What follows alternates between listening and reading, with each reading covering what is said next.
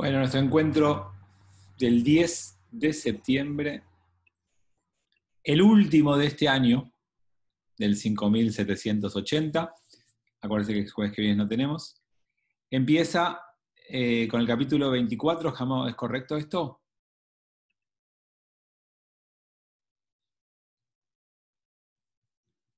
¿Alguien? ¿Sí? ¿Es correcto?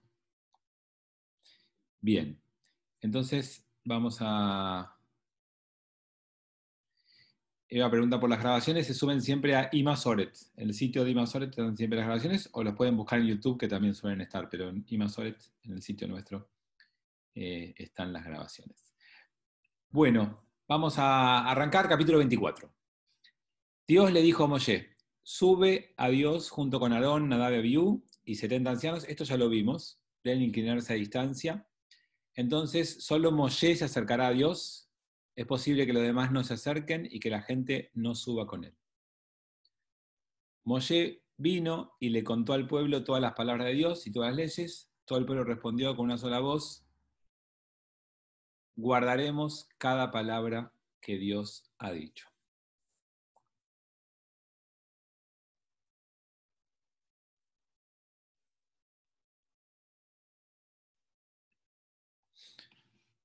Bueno, arranquemos.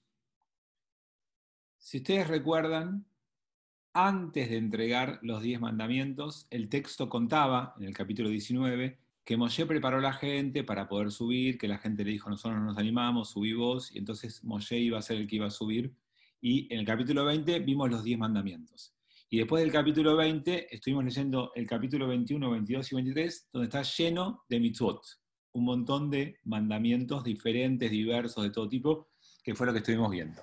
Bueno, lo que tenemos ahora es que retoma el relato respecto a cómo fue la entrega de la Torá, a cómo se produjo el acontecimiento de la revelación. En esta vuelta al relato, no sé si ustedes se acuerdan cuando vimos el capítulo 19, lo más fuerte que habíamos leído, o una de las cosas más fuertes, es que llegaron al campamento para la base de la montaña como muchos, como diversos, como dispersos, y que cuando se acamparon para recibir la Torá, se transformaron en un pueblo. Lo habíamos visto porque el texto pasaba del plural al singular. Bueno, acá voy a hacer énfasis en esto. El eje central de esta entrega de la Torá es que la entrega de la Torá no es algo para dividirte, sino para unirte. La ley en común conforma pueblo. Si hay alguno de los rasgos distintivos de ser una misma nación, es que tenemos una ley en común. Por lo tanto, yo les diría que una de las principales funciones de la ley es unir a la gente. Y esto me parece que es muy fuerte para pensarlo en nuestras casas, en nuestras familias, en nuestros grupos de amigos. Cuando uno comparte una ley común, eso no es una cosa que distancia a los padres con los hijos. Como los padres fijan la ley, entonces los hijos tienen que estar enojados, distanciados, peleados. La ley, cuando la ley es puesta con lógica, racionalidad, con sentido y bien transmitida, debe servir para fortalecer y no para dividir, para unir y no para separar. Y más allá de nuestra vida, nosotros como pueblo lo podemos comprobar. Nosotros perdimos todos los elementos que unen a un pueblo en nuestra historia, menos la ley. Entonces uno podría afirmar que el pueblo judío sigue siendo pueblo judío 3000 años después, habiendo perdido la tierra en común, el idioma en común, las costumbres en común y todo lo que podría unir a un pueblo, y solo mantuvo la ley, la Torá. Entonces uno debería decir que como historia viviente, como prueba viviente, el pueblo judío demuestra que la ley, que la Torá une. No hubo otro elemento que nos haya unido en los últimos 2000 años. Piensen que hay judíos que tienen costumbres distintas a otros, que hay judíos que hablan idiomas distintos que otros, hay judíos que viven en países distintos que otros, y no 10 años, 20 años o 100 años, sino cientos o, en algunos casos, 2000 años sin nada en común, solo con la Torá. Por eso acá me parece que vuelve a hacer énfasis en esta gran característica que tiene que tener este texto, que es: todo el pueblo respondió con una sola voz: guardaremos cada palabra que Dios ha dicho. Lo otro que quiero decirles de Kol Echad,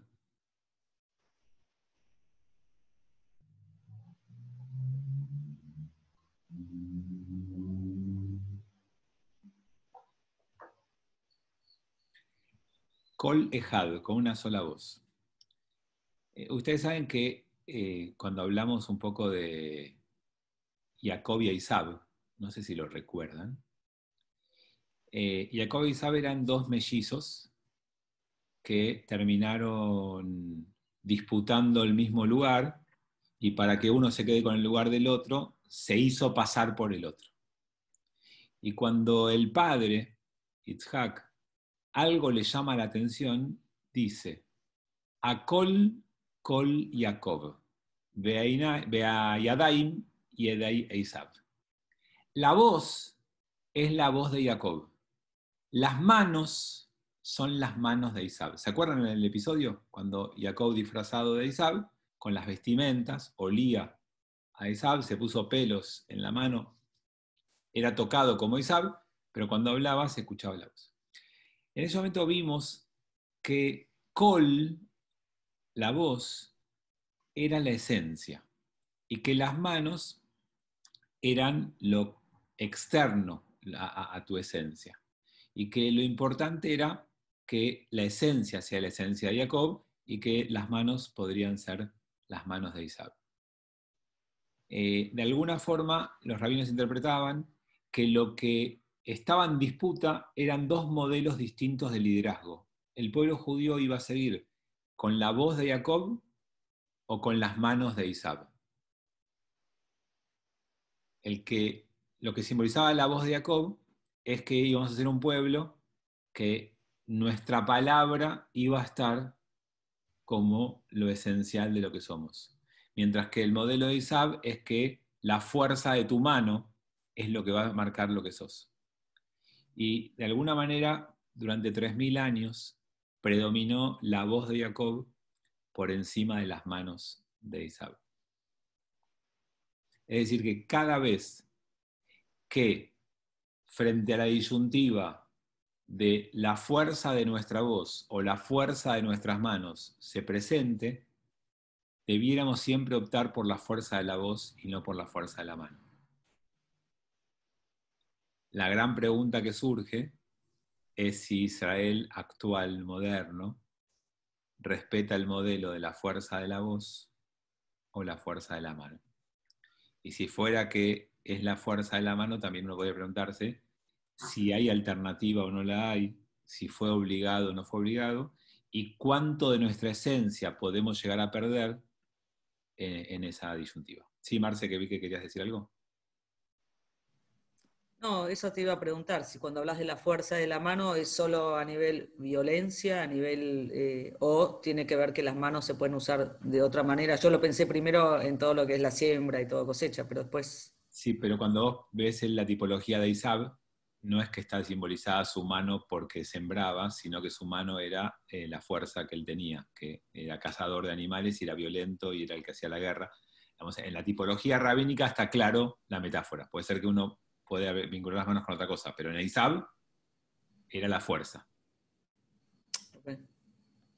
Entonces, más allá del Estado de Israel y de esta disquisición filosófica que uno puede hacer, o ideológica, siempre lo llevamos a nuestra vida, ¿no? Y nosotros también.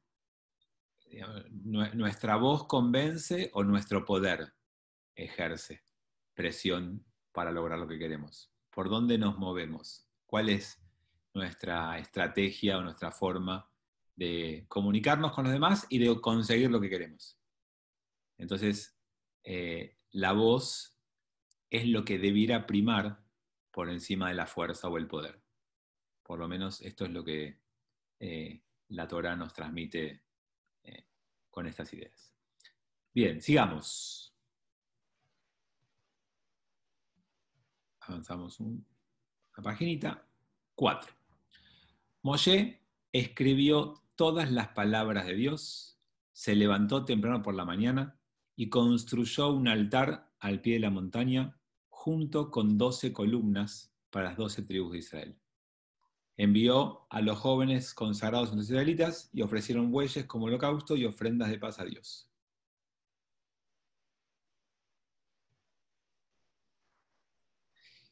Qué loco, ¿no? Dios te da leyes para cumplir, te da un montón de obligaciones y vos agradeces. ¿Alguna vez les pasó a ustedes que a algún hijo ustedes le pongan algún límite, alguna ley, y sus hijos le dijeran, gracias, pa, gracias, ma, qué bueno que no me dejás salir hasta después de tal hora, qué bueno que tengo que estudiar? Es loco, ¿no? Es raro, pero obviamente que el proceso de crecimiento espiritual es aquel que te muestra y te enseña que lo que vos necesitas de los demás, en este caso de Dios, de tus padres, de la Torá, no es permisos, es encuadre. Uno no debería ponerse contento cuando te dan libertinaje, la posibilidad de hacer lo que vos quieras. Y hoy en día los jóvenes agradecen y valoran cuando, en la instancia más superficial, cuando los dejas hacer lo que ellos quieren. Pero después, en general, uno puede descubrir que si uno trabaja bien la ley en los jóvenes, en algún momento lo terminan agradeciendo. Y nosotros mismos en nuestra vida lo podemos ver, que ya crecimos y pasamos la instancia de la niñez, la mayoría de nosotros, algunos todavía no.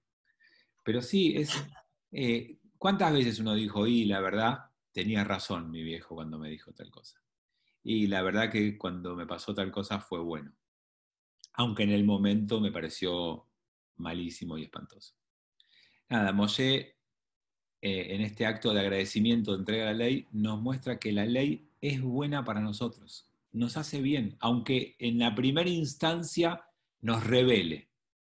Sobre todo está bueno descubrir la personalidad que la gente tiene, porque vieron que hay gente que frente al límite de la ley la recibe bien de entrada y hay gente que lo revela cualquier tipo de límite. Después tal vez lo acepta igual, pero la primera reacción es no, no es para mí, a mí no. Bueno, lo que la Torá en el fondo transmite como un mensaje muy transversal a todo el texto, por lo menos en mi lectura, es que el desarrollo espiritual te tiene que ayudar a aceptar y a dar la bienvenida al marco de ley en tu vida.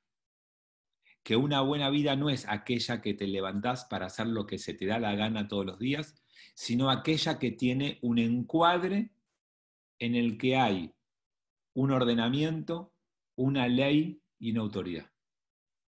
Y eso es para agradecer. Poder tener eso en tu vida es digno de ser agradecido. Por supuesto que en los desarrollos iniciales del crecimiento espiritual es muy difícil de ver esto y eso se ve muy bien en los chicos. Digamos, no conozco muchos chicos que reciban la ley con alegría y felicidad. Bueno, el desafío es crecer en esa dirección, por lo menos. Es una de las lecturas que yo saco de este texto. Bien, por eso prepara todas las ofrendas, por eso los agradecimientos, por eso esto que está preparando el texto. Y ahora viene un ritual típico de aquel momento. Moisés tomó la mitad de la sangre de estas ofrendas y puso en tazones grandes, la otra mitad la roció sobre el altar. Ahora vamos a hablar un poquito de eso. Tomó el libro del pacto y se lo leyó en voz alta al pueblo. Ellos respondieron, haremos y obedeceremos todo lo que Dios ha declarado.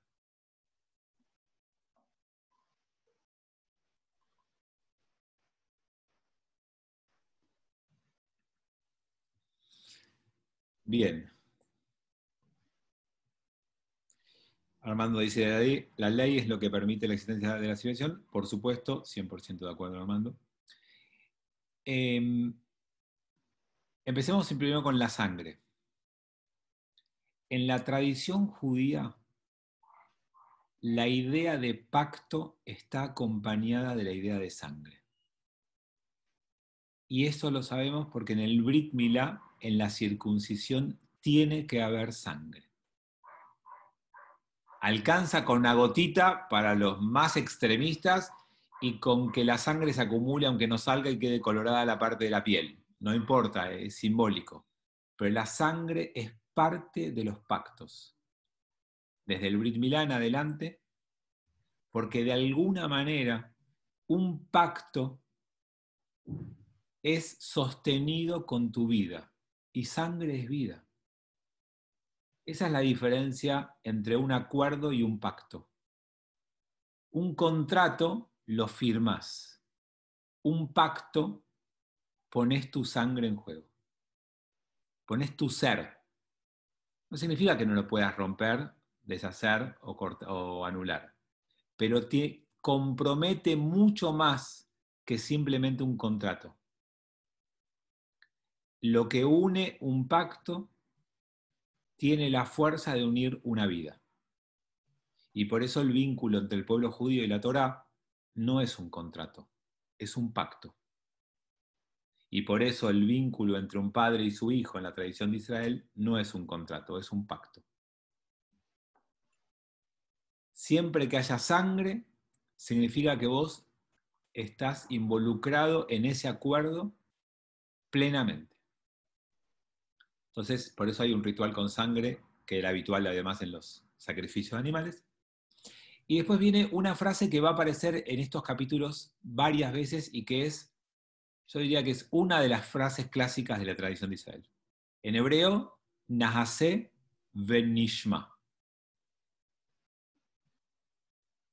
que se traduce como, acá puso, vamos a volver al texto para que lo vean directamente en el texto,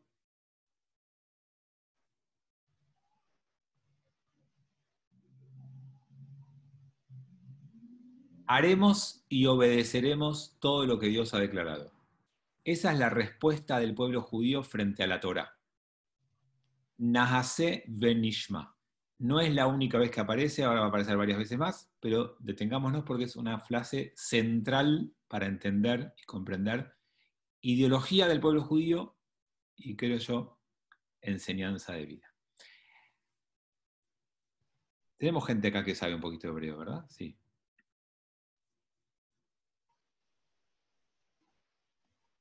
No tengo más.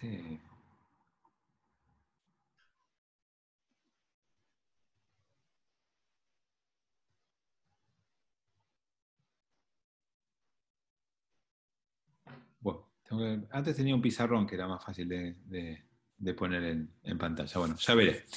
Nahase Venishma. ¿Quién se acuerda qué es Nahase y cuándo aparece? ¿Cuándo aparece en la Torá? La palabra Nahase. ¿Quién lo recuerda?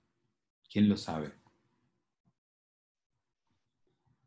Bueno, como todos están mirando para el costado, cuando Dios crea al primer hombre, en la creación, lo leímos hace re poquito, el capítulo 1 y 2 de Bereshit.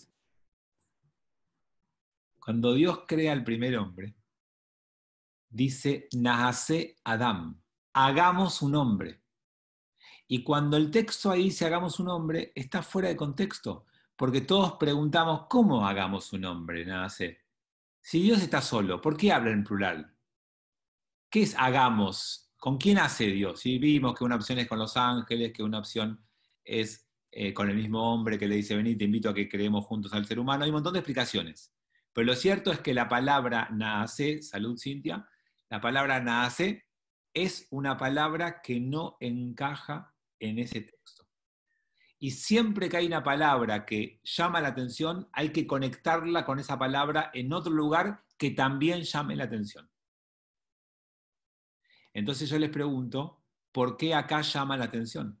¿Qué es lo que está mal en la palabra naase de esta frase que les acabo de decir?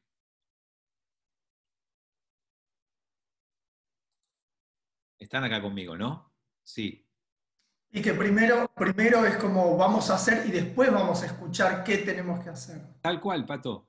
Está al revés. La gente hubiera dicho, bueno, escucharemos y después cumpliremos. ¿Cómo va a decir naase venishma? Haremos y después escucharemos qué tenemos que hacer.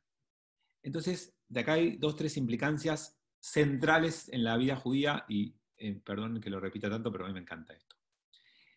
Entonces, la primera idea es, nace allá, fuera del contexto exacto, nace acá, fuera del contexto exacto, hay que vincularlos. Entonces, ¿para qué Dios creó al primer hombre? ¿Para qué Dios creó al hombre? Acuérdense que Adán es el prototipo del hombre. ¿Para qué Dios creó al hombre? Para entregarle la Torá, para que cumpla con la ley. El nace de la creación se vincula con este nace y se conectan porque esta es la razón de la existencia del hombre.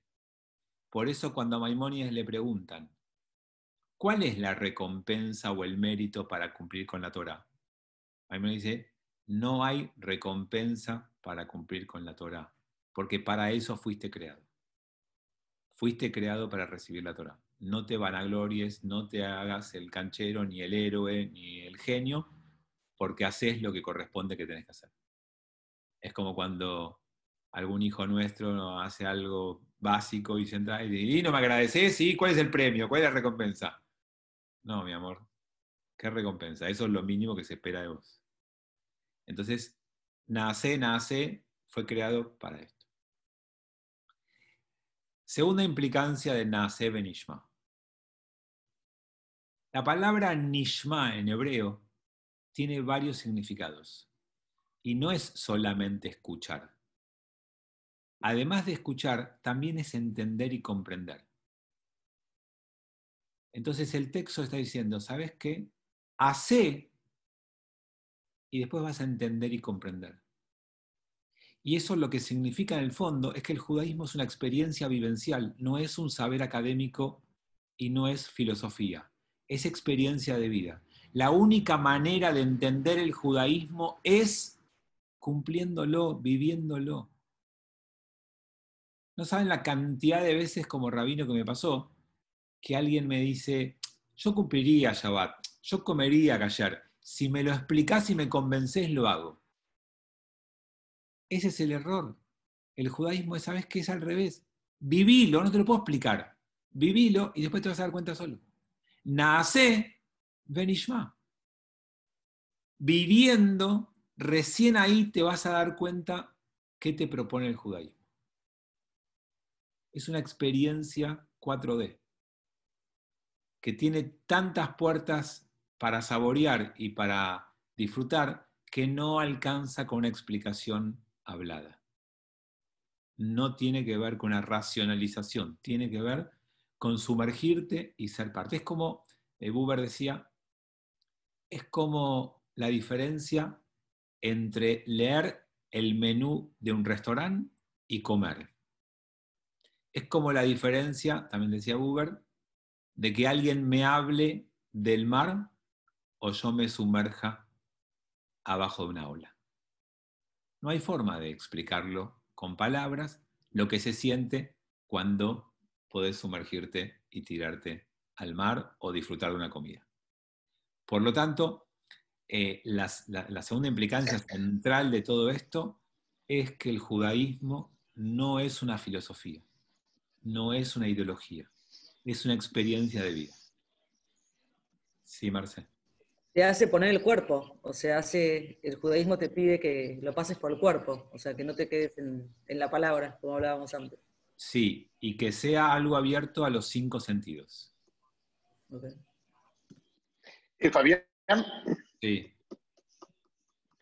entonces cuando Hashem le habló a Adán de hacer y escuchar, ¿le habló a toda la humanidad o le habló al pueblo judío?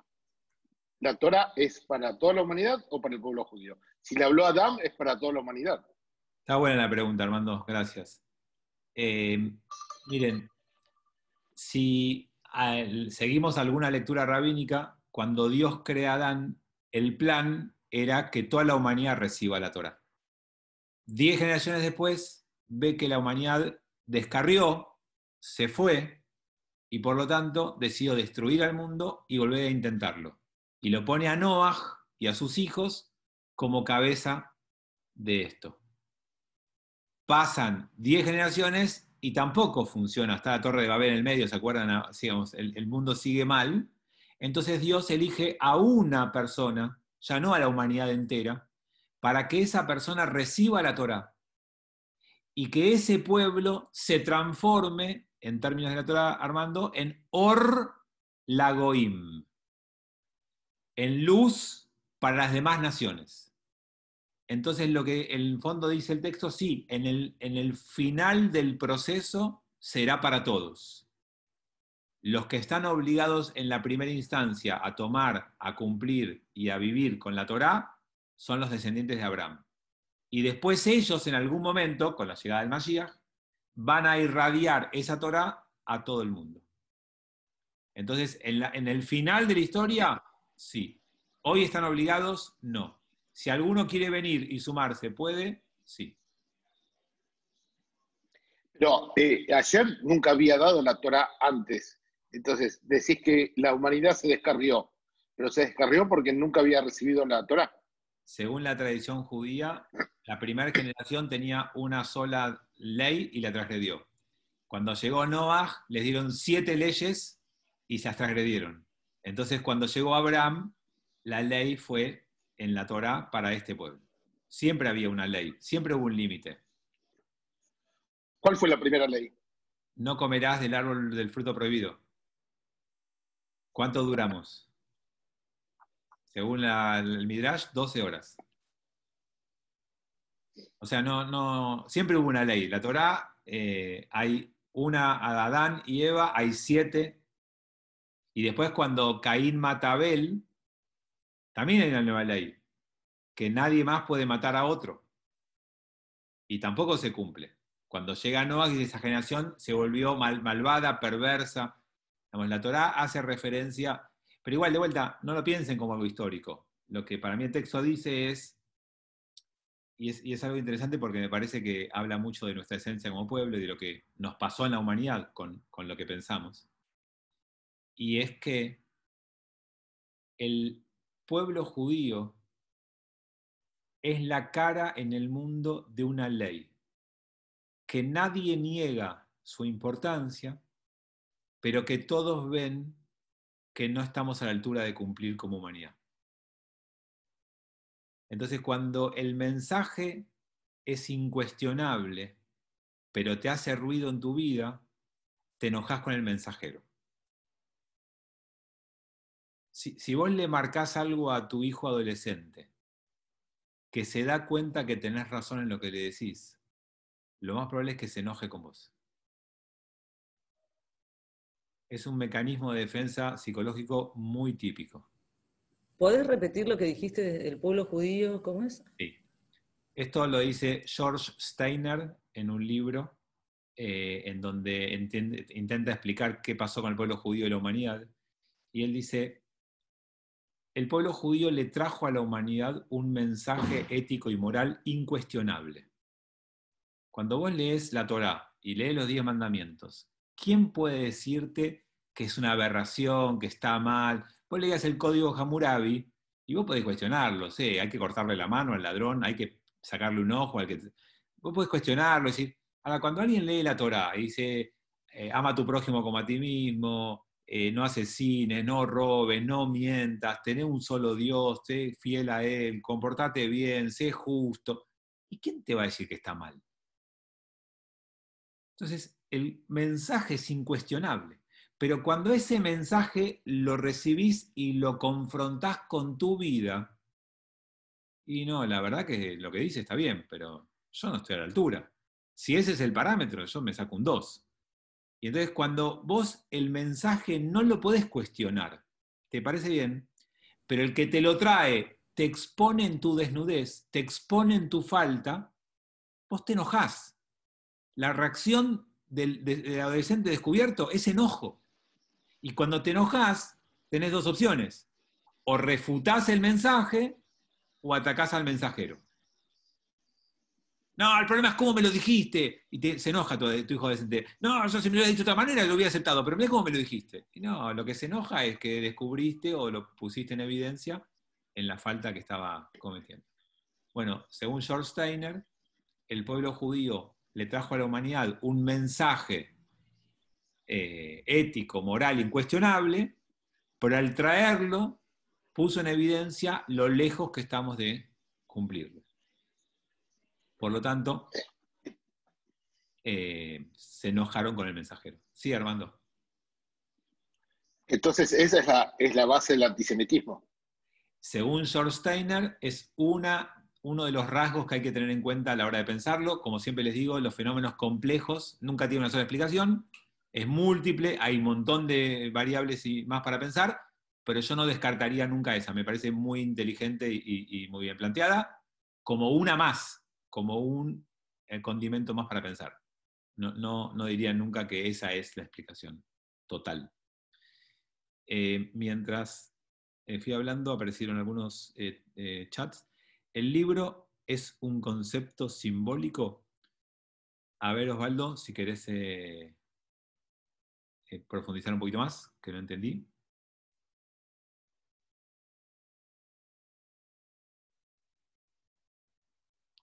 ¿Estás para abrir el micrófono, Osvaldo, o no? Bueno. Maru me dice cómo tengo que encontrar el pizarrón. Sí, antes lo encontraba siempre y ahora no lo... No me aparece.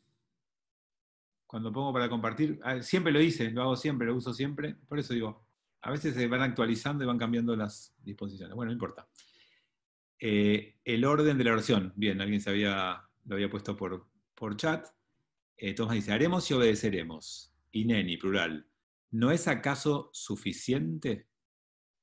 Me hace un poco de ruido el pacto con sangre que actualmente tiene otras connotaciones. Por ejemplo, mafias o relaciones secretas. Osvaldo dice que no cree que se haya escrito, ahora entendí. Bueno, vamos con lo de Osvaldo. Según la tradición judía, la Torá la recibimos en formato escrito, porque hay otra Torá que recibimos que fue en formato oral y que pasó de generación en generación y que hoy se llama Talmud. La Torá oral también se escribió y se llama Talmud, pero según la tradición fue por escrito. Ahora, si históricamente, arqueológicamente lo podemos demostrar, no, Osvaldo, en eso tenés razón. Pero simbólicamente nos consideramos el pueblo que recibió la Torá, por eso nos llaman habitualmente el pueblo del libro. Y si vos me preguntás a mí, yo no creo que seamos el pueblo del libro, para mí somos el pueblo que estudia e interpreta el libro. Lo que nos define como judíos no es el libro, la posesión del libro, sino su estudio y su interpretación, que es un vínculo con el libro. No es el libro, no es el objeto, es tu relación con él, lo esencial para ser judío. Y respecto a lo de Tomás, ¿querés abrir el micrófono y explicarme un poquito más? Sí, no es que yo no esté de acuerdo con lo que vos dijiste, y yo lo he hecho el pacto de sangre. No tengo nada en contra. Digo que en la actualidad, y da lugar a, por ejemplo, el antisemitismo, se lo ve como algo de sectas, o sea, en eso me hace ruido, o sea, me preocupa, sería la palabra, me preocupa que se malinterprete lo que vos explicaste. Perfecto, lo entendí. Según la visión nuestra de la historia judía, la idea primitiva del hombre era que necesitaba algunas cosas concretas porque tenía poca capacidad de abstracción. Hace 3000 años no se le podía pedir al hombre que rece, porque es un estadio más elevado de la espiritualidad. Lo hacía a través de cosas materiales y concretas, hacía un sacrificio de un animal. Pero eso tuvo vigencia hasta hace 2000 años. En el momento en el que otros pueblos mataban a sus hijos para ofrendárselo a sus dioses, nosotros hacíamos un sacrificio de un animal. Cuando la humanidad desarrolló, progresó y se elevó, eso quedó anulado. Hace 2000 años que no hay que hacer más esto. Y eso en la religión judía está bien claro, está prohibido hoy hacer esto. Ahora, en una parte de nuestro pueblo que se aferran mucho más a la práctica original y no a la interpretación de esa práctica, siguen haciendo, por ejemplo, capará. Y agarran una gallina y hacen el ritual como hace 3000 años. Bueno, una parte de nuestro pueblo seguirá necesitando lo material, lo concreto, lo lineal, y lo hace dentro de las normas aceptables, porque después ese animal se lo mata como se mata una gallina callar y se come como se come. No es que hacen sacrificios de animales desperdiciándolos o jugando o cazando. Lo hacen dentro de un marco de dar de comer, igual que nosotros cuando comemos carne o cuando comemos pollo. Pero necesitan todavía seguir aferrados a ese ritual. Nosotros, nuestra manera de vivir el judaísmo es no. Hace 2000 años que no hace falta más el acto material y concreto, y uno puede llegar a expresar lo que necesita a través de la palabra, que es mucho más elevado que el acto material y concreto. Así que yo coincido, comparto en esto que vos decís, que podría ser malinterpretado hoy, y por eso hace 2000 años que no lo hacemos. Por lo menos en... Y fíjense, para discutir, el ruido que todavía hace en algunos países, tal vez por antisemitismo, la circuncisión. Y cada tanto aparece algún país europeo que dice, vamos a prohibir la circuncisión en este país. Por supuesto que siempre es la circuncisión fuera de un sanatorio, fuera de un cirujano, porque la circuncisión, incluso en Estados Unidos, está recomendada como algo higiénico. Lo que no se puede a veces permitir, según ellos, es que se practique por alguien que no sea cirujano. Por eso en nuestro movimiento religioso, todo moel además tiene que ser cirujano. Los moalim de nuestro movimiento son cirujanos. Pato no entiende el versículo 4. A ver, ¿cuál es el 4? Igual me falta algo importante para decirles. Tenemos que ir para atrás. 4. Moshe escribió todas las palabras de Dios. Se levantó temprano por la mañana y construyó el altar. ¿A qué parte te referís? ¿A Moshe escribió todas las palabras de Dios? Sí, o sea, sé que es recurrente, pero es como que él no está en el Sinaí todavía. Entonces, ¿dónde la escribió? ¿Cuándo la escribió? Es como que me fui de la película. Sí, está en el Sinaí todavía, Pato. Está, pero está en el Sinaí. Todavía no bajó para romperlas. No parece claro. Pero todavía está arriba y no bajó. Ok. Eso es lo que me hacía. No sabía dónde estaba Moshe. Sí, todavía no bajó, y eso el texto es bastante confuso. Para que tengan una idea, más o menos en el capítulo 33 baja y las rompe. Perdón que les spoileé la lectura. Entonces, y estamos en el 24, o sea, falta bastante todavía para que baje. Pero como el texto no tiene antes y después, no hay cronología, es confuso a veces. Me falta un concepto más de Naaseh Benishma importante. Les dije esto de que nos conecta con la esencia del hombre, cumplir la Torá. Les dije que la propuesta judía es vivencial.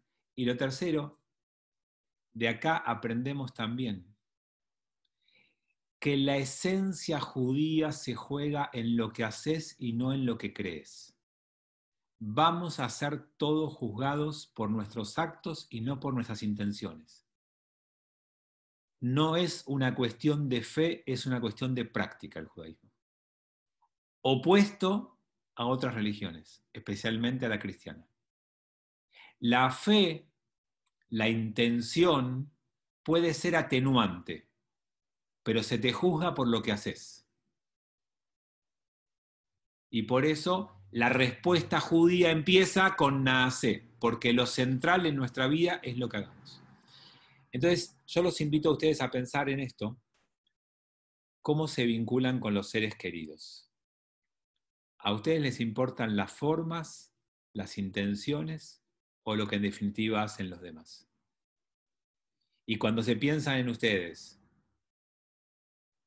¿qué es lo que más valoran? ¿Las intenciones, las formas o lo que terminan haciendo? Y si bien es cierto que no es una disyuntiva, no es que hay que elegir, no es que, bueno, ¿qué preferís? ¿El comportamiento o las intenciones y las ganas? Bueno, no hay que elegir. Siempre lo mejor es que vengan juntas. Es que alguien haga algo bueno por vos y además lo haga amablemente. Y no que haga algo bueno por vos ladrándote o gritándote. Pero a la hora de priorizar, ¿qué es lo que te queda dentro de lo que el otro hizo? ¿El acto o la intención? Entonces, en el judaísmo, la invitación es a priorizar siempre lo que haces por sobre todo el resto de las cosas. Y por eso, dice la tradición judía, dentro de 120 años, cuando nos toque presentarnos frente al juez de toda la humanidad y nos juzguen, o ahora en Rosh Hashanah, que es Yom Adin, y nos presentamos para ser juzgados, dice la tradición judía que lo que uno tiene que llevar son sus actos. Y vamos a ser juzgados por las cosas que hicimos. Por eso somos un pueblo que pone su eje en lo que hacemos y no en la fe. Y por esto cierro, en el Talmud hay una pregunta que se le hace a Dios y se le dice, ¿vos qué preferís? Que tus hijos, o sea nosotros, abandonemos tu Torá o dejemos de creer en vos. Y Dios contesta, si tengo que elegir, elijo que cumplan con la Torá, porque a través de la Torá me van a volver a encontrar a mí. Pero no importa, la respuesta es, prefiero el cumplimiento que la fe. Eso contesta el Talmud frente a esa pregunta, como de vuelta, sentando bases, entiendo yo, súper importantes para la concepción de vida judía. Bueno, estábamos con el Naaseh Benishma. Entonces, Moshe tomó el resto de la sangre y la roció sobre el pueblo, y él dijo, esta es la sangre del pacto que Dios está haciendo contigo en relación con todas estas palabras. Y acá queda bien claro la idea que les decía antes, que sangre es pacto y que el pacto es entre Dios, entre la Torá y el pueblo judío. Hay un casamiento en el Har Sinai entre la Torá y el pueblo judío. O, como dicen algunos rabinos que también me gusta, hay un casamiento entre Dios y el pueblo judío y hay una ketubá. Hay un contrato matrimonial. Y la ketubá es la Torá. La Torá es el pacto, contrato matrimonial entre Dios y su pueblo.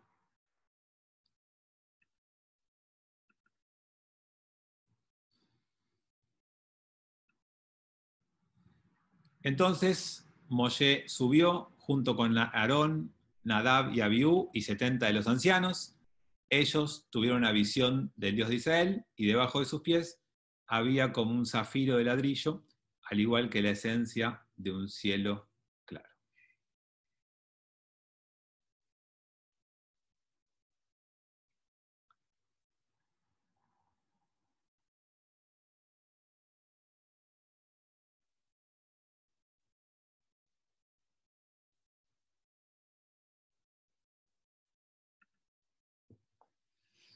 Bueno, nos tenemos que meter en la Kabbalah ahora.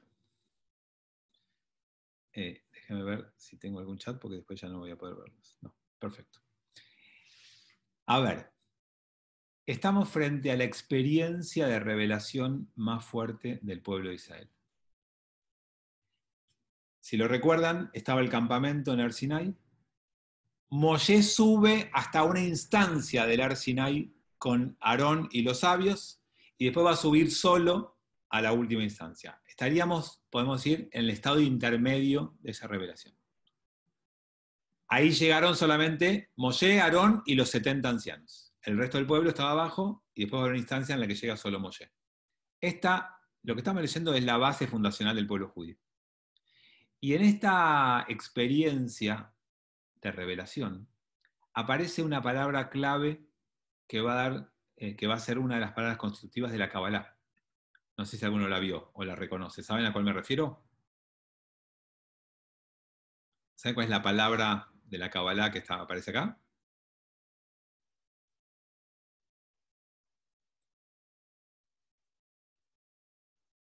Ellos tuvieron una visión del Dios de Israel y debajo de sus pies había como un zafiro. ¿A qué le suena zafiro de la Kabbalah? ¿Alguno? Bien. Sefirot. Exactamente. ¿Qué son Claro. las sefirot? Sefirot. Ay, me voy a meter en lío. Y por eso me gusta. No, mejor explícalo vos, Fabi. ¿Alguien sabe qué son las sefirot en la Kabbalah? O sea, yo leí un poco, pero no para explicarle. No. Como las esencias. Las dimensiones. Dimensiones. Como los distintos estadios. Sí, Bueno, algo así. están cerca. La palabra más adecuada es atributos, pero no importa, está bien lo que Atributos. están diciendo. Según la Kabbalah, Dios y cada uno de los componentes de este universo, todos tienen 10 sefirot. El ser humano tiene 10 sefirot, el mundo tiene 10 sefirot, los atributos de Dios se representan en 10 sefirot. Es la representación esencial de la existencia en este mundo. La palabra sefirá o zafiro en castellano tiene la misma raíz que la palabra sefer, libro, sipur, relato, cuento, mispar, número. Todo tiene la misma raíz. Entonces, de acuerdo a la Kabbalah, llegar a conocer al mundo, a Dios o a la existencia implica ascender por diferentes niveles.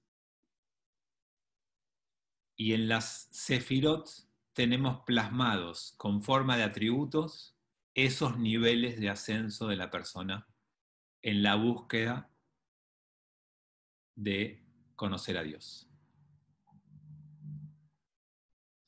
Si alguna vez vieron representar a sefirot, son círculos puestos o en un cuerpo humano o en un árbol, depende la interpretación cabalística que usen, y tenés círculos concéntricos, algunos en el medio, y a veces tenés dos, uno a derecha, uno a izquierda, depende a medida que vas subiendo en el árbol sefirótico. Entonces vos tenés abajo Malhut, por ejemplo, uno en el medio, pero después vas subiendo en pares, después vas a tener alguno en el medio, te vas subiendo en pares. Para que tengan un poquito más claro a qué me refiero, se los voy a compartir ahora en una pantalla para que lo vean. Es como el juego de la rayuela.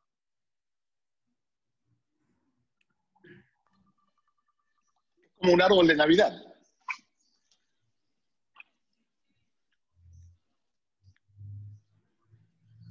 Como un árbol de Navidad. ¿Cómo? Claro, porque están en el árbol de Navidad, están todos los... ¿Lo ven el árbol de Navidad ahí? Está al revés. No, no está al revés. ¿Cómo está al revés? El árbol de Navidad tiene la punta arriba. ¿Estamos hablando del Brit Milá? No. A ver, miren. No, el pinito. Yo hablaba del pinito, Otras Bueno, cosas no pensaba. Pero esto no es el árbol de Navidad, este es el árbol sefirótico de la Kabbalah. Entonces, acá abajo encuentran el primer nivel, por el cual uno puede empezar a conocer o acercarse a la divinidad, pero también puede con esto empezar a entender la conformación del universo y de las personas. El primer nivel se llama Malhut, y el de más arriba se llama Keter, reinado y corona. Y sobre estos ascendemos. Y Yesod, el fundamento sobre el cual está construido todo, y acá vamos a derecha e izquierda de vuelta, masculino y femenino, Netzach, victoria, Od, esplendor, en el medio Tiferet, belleza, armonía, después de vuelta masculino y femenino, fuerza y misericordia, Gesed y Gurá, de vuelta masculino y femenino, Jochma y Biná, sabiduría e inteligencia o comprensión, y Keter. Esto no lo podemos profundizar en este espacio, pero esta es la esencia de la Kabbalah.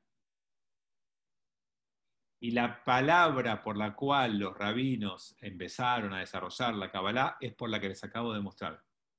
Y fíjense que de lo que venimos leyendo, mucha ley o mucho concepto que sacamos, acá hay una revelación. Esto es, vieron y sintieron la presencia de Dios.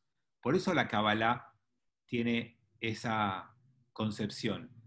La Kabbalah, ¿saben cuál es el objetivo último de una vida cabalista? Unirse a Dios. El objetivo de la Kabbalah es conocer y unirse a Dios. Es tener una experiencia extática que te haga sentir la presencia de Dios. ¿Cómo se logra? Uno puede decir, claro, me tengo que subir al último piso donde está Dios. O, como dice la Kabbalah, no. Dios fluye.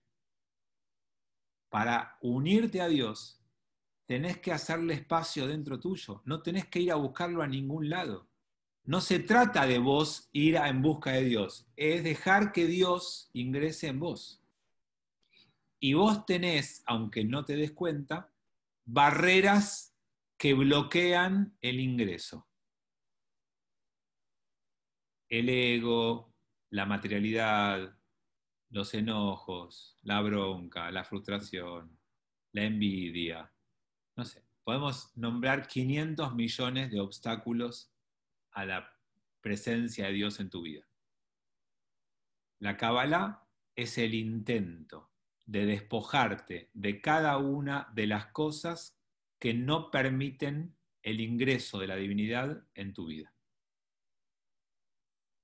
Y por eso la Kabbalah tiene tanto seguidor fuera del judaísmo, porque la Kabbalah te invita a una experiencia tal que cuando entras y conectás, lo experimentás. Lográs estados de éxtasis o de calma.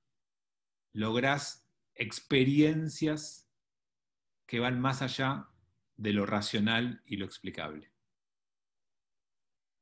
Y estamos en una época en donde la gente privilegia o busca este tipo de experiencias. ¿Por qué?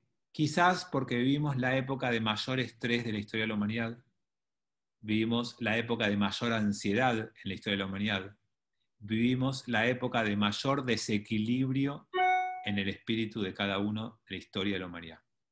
Y la Kabbalah te ofrece exactamente eso. Es un tratamiento antiestrés absoluto. Y por eso, a partir de después de Yom Kippur, vamos a abrir en Lambrot un espacio para experimentar estas cosas. No solo experiencia, pero tampoco no solo contenido de estudio.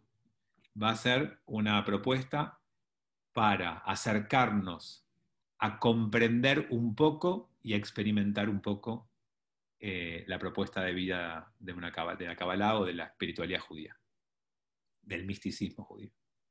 Pero lo vamos a sacar de este ámbito porque este ámbito es más también de estudio y ese ámbito no va a ser de estudio. Sí va a haber contenido, pero no va a ser un espacio de estudio. Y hay que diferenciarlo porque la propuesta va a ser otra. Bueno, son las 10, tengo bar mitzvah ahora por Zoom. Gracias, Shana Tova. Igual nos vemos, espero, mañana y antes. Acuérdense que hay 2 jueves seguidos que no tenemos. Y después retomaremos después de Yonki, como dicen mis hijas, después de Yonki. Y ahí antes de Sukkot tenemos nuestro próximo encuentro, que es el 1 de octubre. Me suena que jueves primero, pero puede ser, así de memoria me puedo estar equivocando.